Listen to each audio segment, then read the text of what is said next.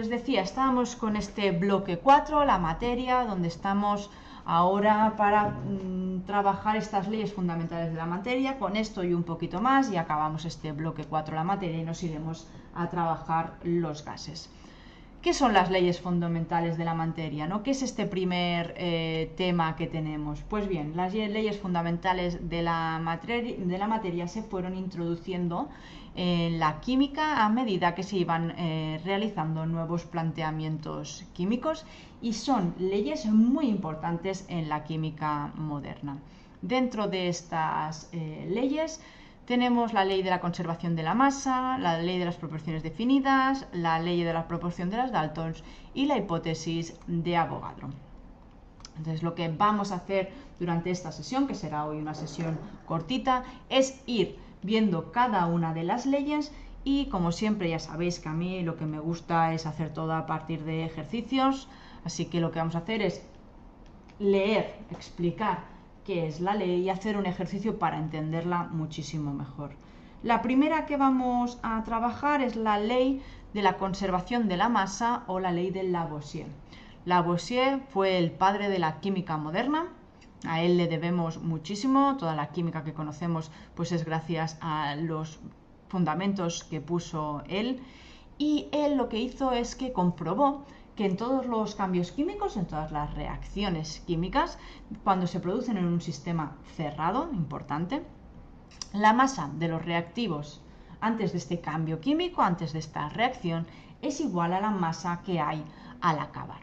Entonces él propuso lo que es la ley de la conservación de la masa, que lo que dice es que la masa inicial es igual a la masa final. Es decir, que la masa ni se crea ni se destruye, simplemente se transforma. A día de hoy esta ley está vigente, ya que las variaciones de masa que pueden haber en un sistema cerrado son muy pequeñas, por lo que esta ley tiene plena vigencia a día de hoy. Entonces, para poder entender mejor esta ley, esto de que la masa al inicio es igual a la masa que tenemos al final, que la masa se conserva, vamos a hacer este ejercicio que tenemos aquí, donde dice que se mezclan 10 gramos de la sustancia A con 8 gramos de la sustancia B, es decir, A y B son dos sustancias teóricas, ¿de acuerdo? Y se dejan reaccionar. La sustancia B reacciona totalmente y se obtienen 12 gramos de la sustancia C. ¿Qué masa del producto A queda por reaccionar?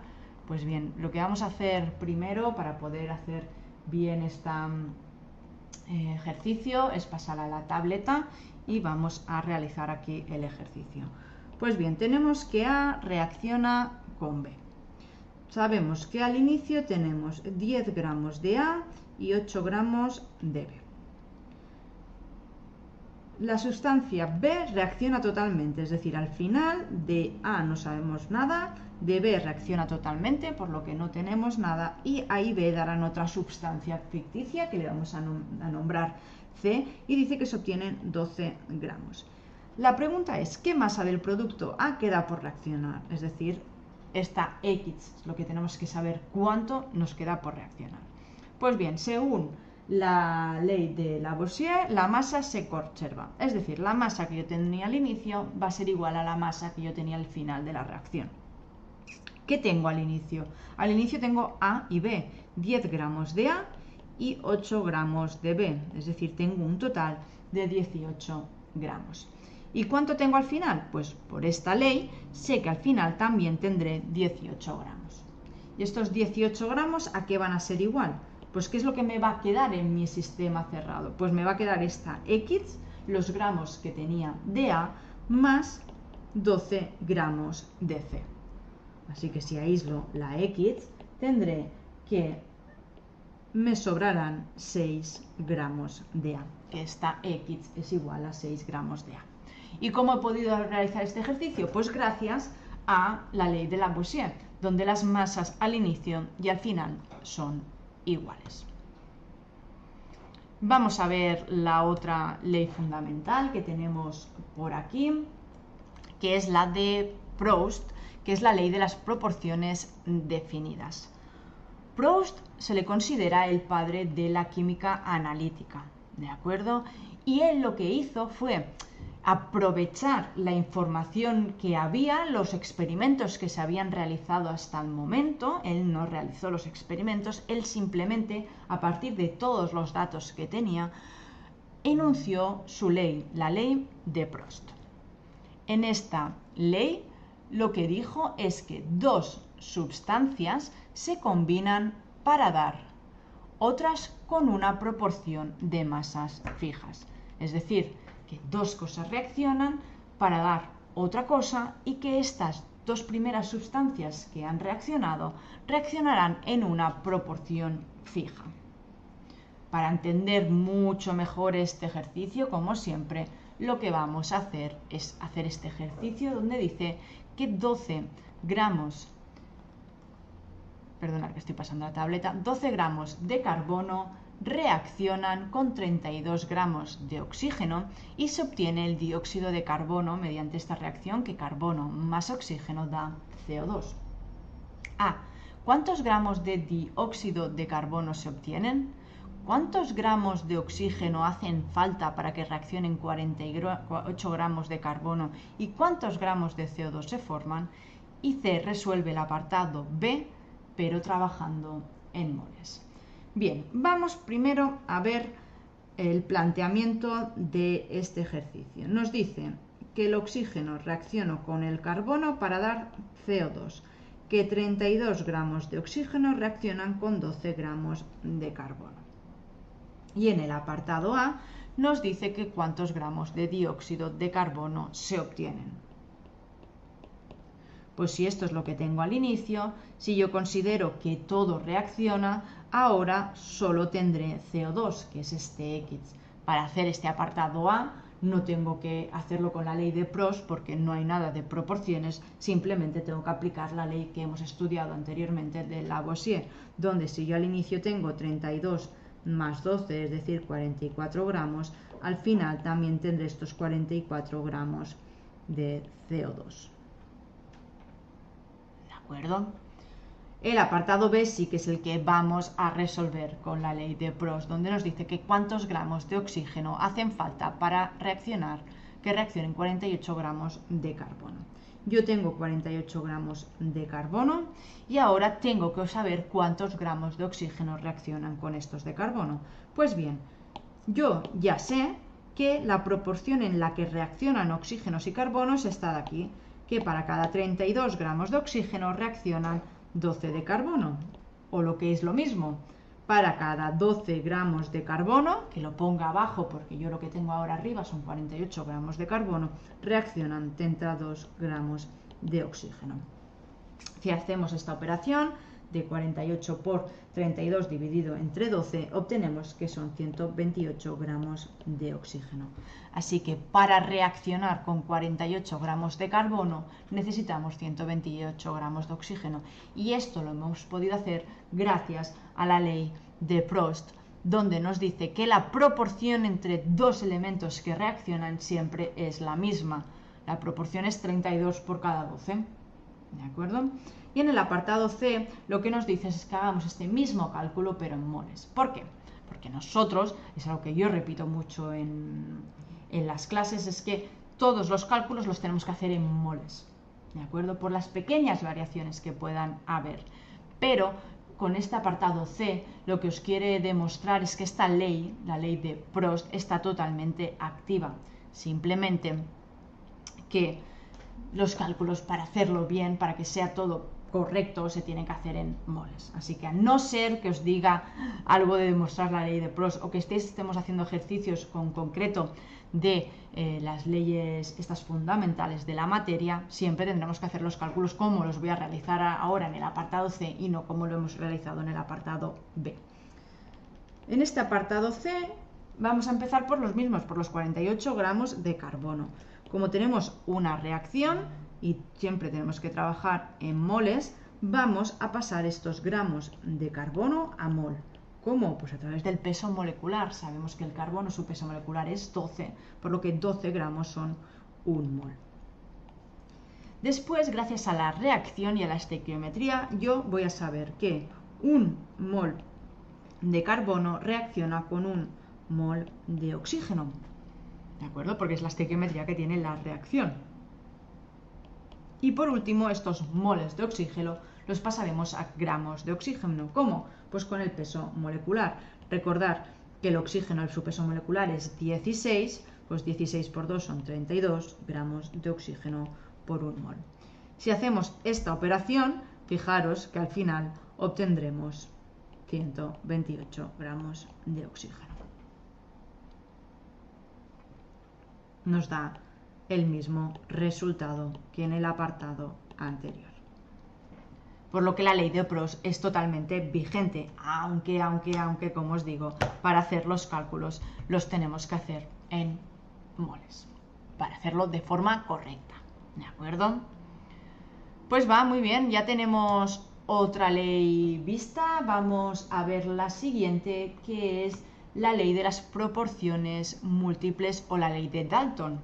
Dalton nos sonará porque lo estudiamos hace poco en la teoría atómica, en su modelo del átomo, pero Dalton también formuló la ley de las proporciones múltiples.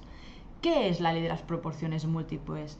Pues Dalton lo que dice es que una o más sustancias químicas reaccionan con una masa fija de otra para formar sustancias diferentes en una relación de números enteros sencillos.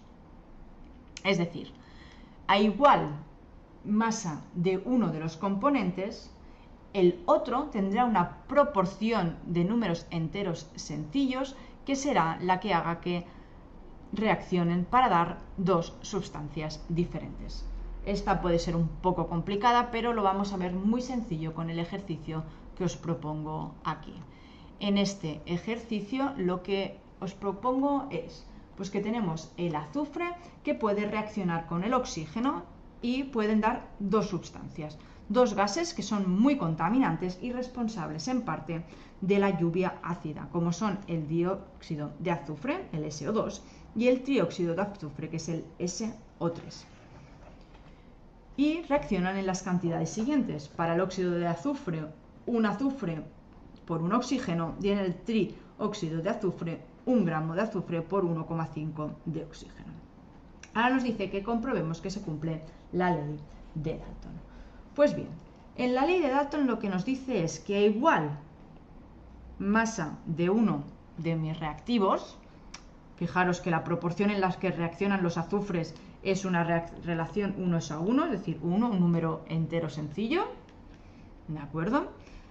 El otro componente de la reacción, en este caso el oxígeno, se mantendrán una proporción entre ellas que será un número entero sencillo. Es decir, que para 1 gramo de oxígeno para obtener SO2 se necesitan 1,5 gramos de oxígeno para obtener el dióxido de azufre. Pues bien, la ley de Dalton lo que nos dice es que esta proporción 1 entre 1,5, es decir, 2/3, ¿no? Porque si multiplicamos por 2 el numerador y el denominador nos da 2/3, esto es una relación de número entero sencillo. Así que se cumple la ley del Dalton, en el que a igual de uno de nuestros reactivos, el azufre, la masa de los otros dos se tienen una proporción, una relación entre ellos de un número entero sencillo.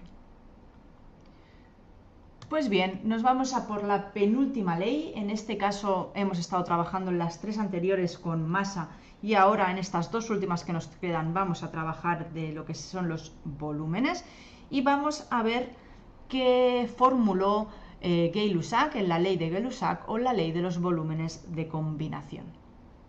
Gay-Lussac fue un científico muy conocedor de los gases, él estudió los gases y después de muchos estudios formuló que los volúmenes de las sustancias de una transformación química, cuando se trabaja a igual presión y temperatura, tienen una relación de números enteros sencillos.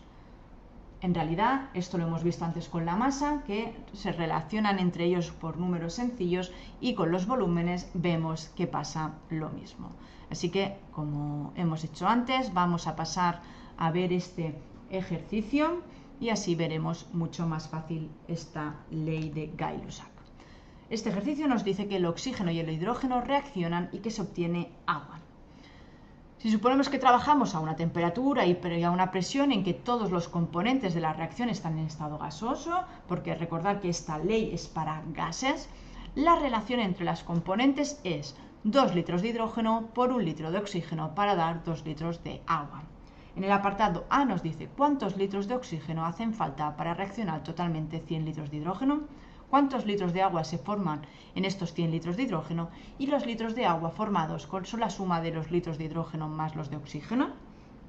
Pues bien, lo primero que vamos a hacer es ver cómo son las proporciones en esta reacción.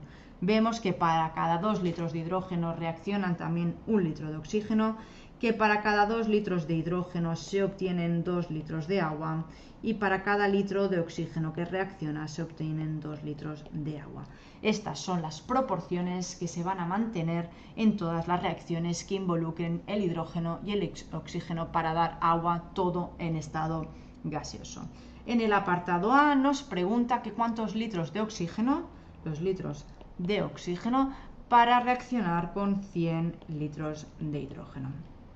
Pues bien, como hemos hecho antes, aquí tenemos una proporción en la relación entre oxígenos e hidrógeno es que por cada 2 litros de hidrógeno, 1 de oxígeno. Así que yo tengo mis 100 litros de hidrógeno. Para saber cuántos litros de oxígeno voy a obtener, lo que voy a hacer es estos 2 litros de hidrógeno reaccionan para dar 1 litro de oxígeno. Así que para 100 litros de oxígeno necesitaré 50 litros de oxígeno, porque la proporción entre el oxígeno y el hidrógeno en volumen es 1:2.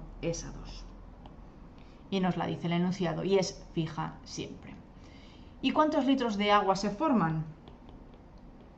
Pues bien, vamos a hacer lo mismo, pero en este caso vamos a empezar también por estos 100 litros de hidrógeno, pero ahora lo que vamos a ver es la proporción entre litros de hidrógeno y litros de agua. Por cada 2 litros de hidrógeno vemos que se forman 2 litros de agua.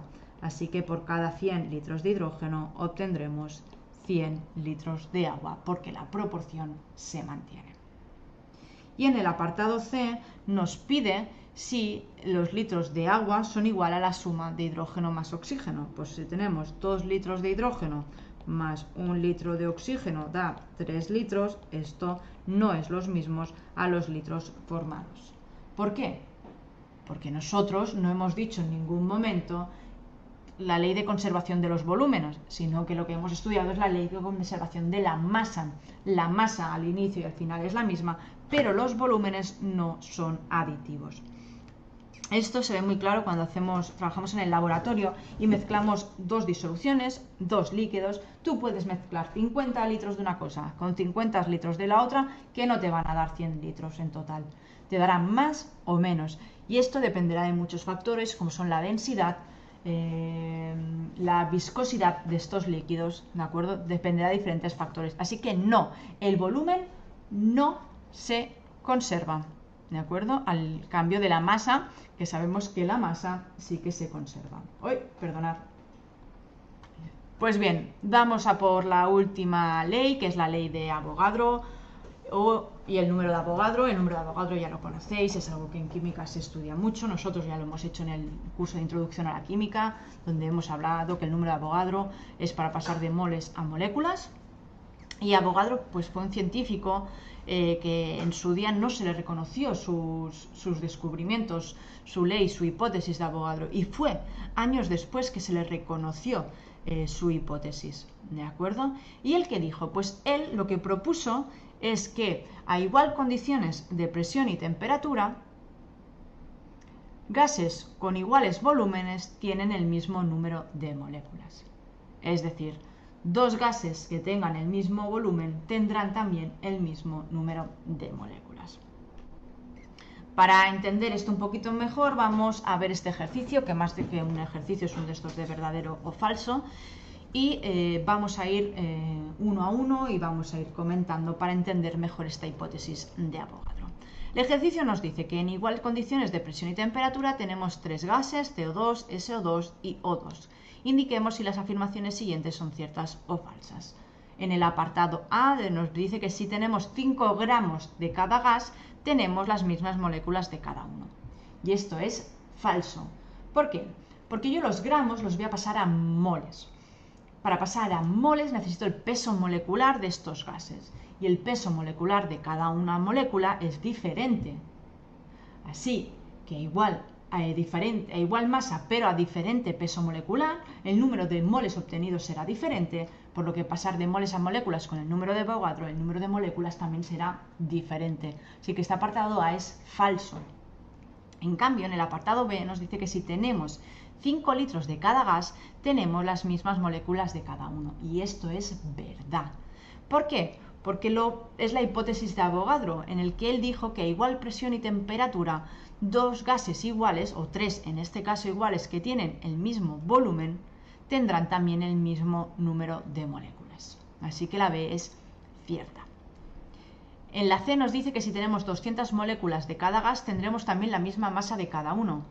No, es falso. Es lo mismo que nos está pasando en el apartado A, pero empezando por el revés. Es decir, yo tengo moléculas de cada uno de estos gases, lo paso a moles. Estos moles serán iguales. Pero cuando yo pase estos moles a gramos a través del peso molecular, como cada una de estas moléculas tiene un peso molecular diferente, la masa de cada uno será diferente. Así que esto es falso. Y por último, en la D nos dice que 6,023 por 10 a la 23 moléculas equivalen a 22,4 litros a una atmósfera y 0 grados centígrados de cada uno de estos gases. Esto es verdad. Y en esta voy a deciros que confiéis un poco en mí. ¿Por qué?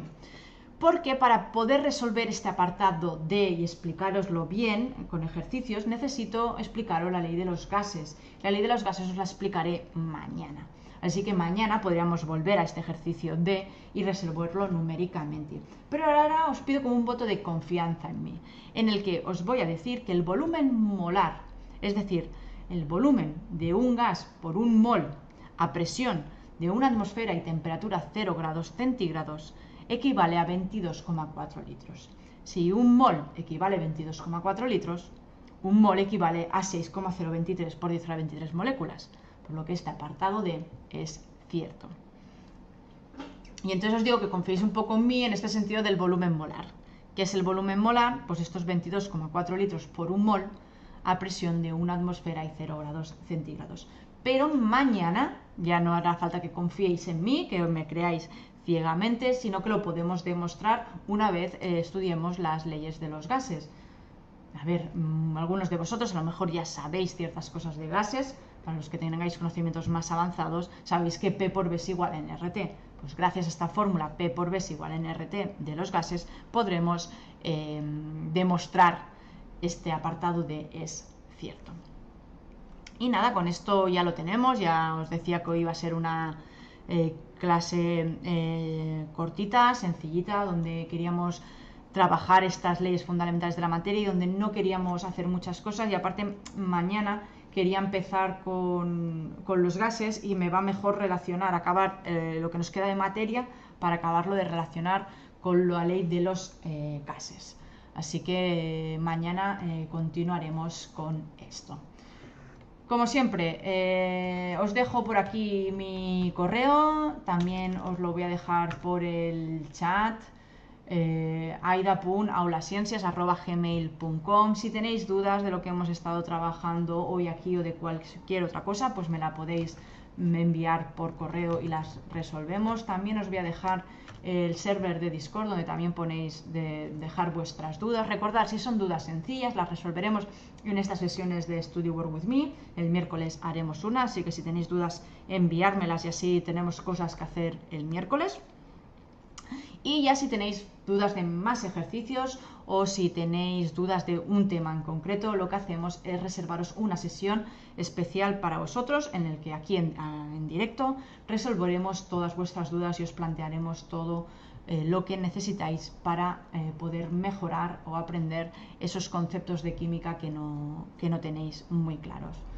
Pues nada, familia, muchísimas gracias por estar aquí. Recordad que nos podéis seguir tanto aquí en Twitch como en YouTube si estáis viendo este vídeo en diferido, que en YouTube, como sabéis, vamos colgando todas las sesiones, que también os podéis seguir en redes. Nos encontraréis como @auladeciencias en todos los lados: Instagram, Facebook, TikTok, Twitter, y allí pues vamos colgando siempre pues cuando estamos en directo, cuando vamos, cuando venimos. Pues sabéis que no siempre soy muy constante en las horas, todo depende un poco del trabajo, así que si nos seguís por redes podréis ver perfectamente siempre que estemos por aquí.